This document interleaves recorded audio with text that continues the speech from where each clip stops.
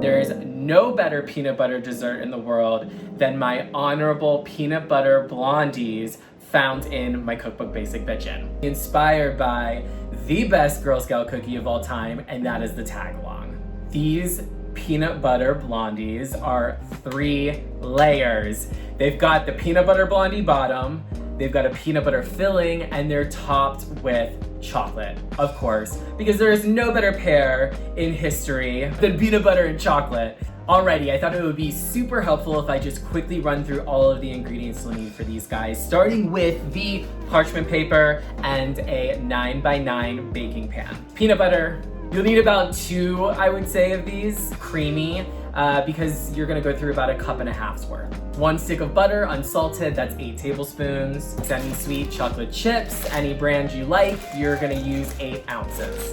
Baking powder, sea salt. Now, 2 varieties are necessary, fine and flaked. Fine is actually gonna go into your batter, and flaked is gonna be used as a garnish on top.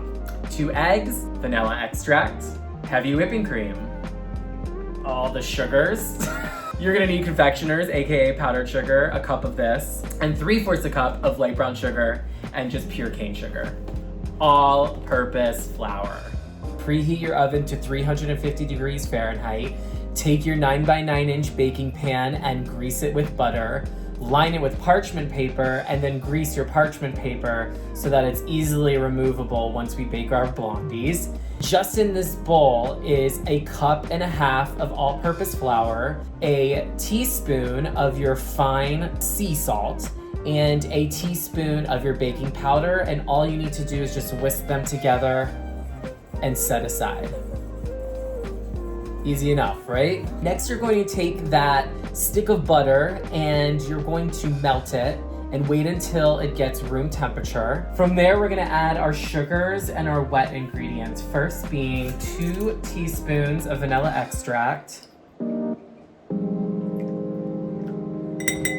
3/4 cup of brown sugar, 3/4 cup of white sugar, 2 eggs, and 1/2 cup of peanut butter.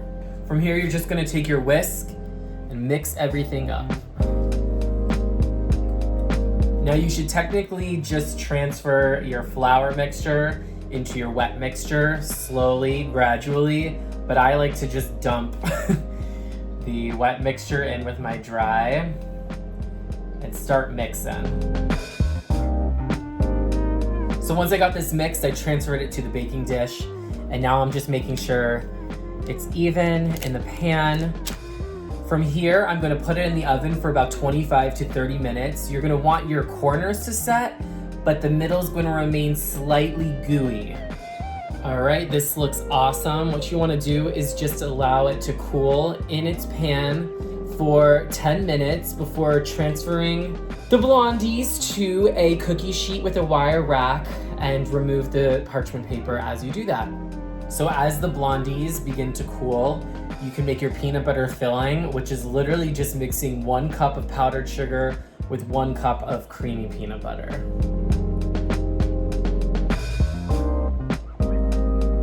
So the thickness of your peanut butter filling is gonna be completely dependent upon what type of peanut butter you use. In my case, it definitely was on the thicker side, so I actually rolled out the filling a bit before putting it on top. But the best way to spread it out is to actually get an offset spatula, run it under some hot water, and that'll kind of loosen up the filling a bit so you can spread it easier. It's completely up to you though. Next, you're going to take 1/2 cup of your heavy cream and put it in a small saucepan over medium heat.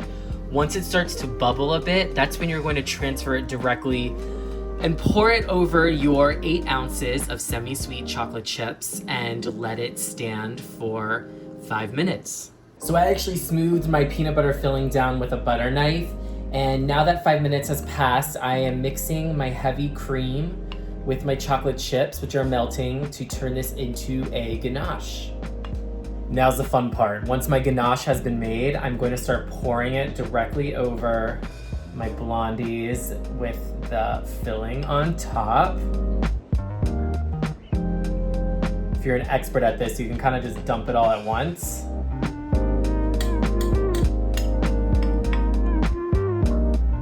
Now's when you take your flaked sea salt. I actually have coarse crystals today, but either way, you just use it as a garnish on top.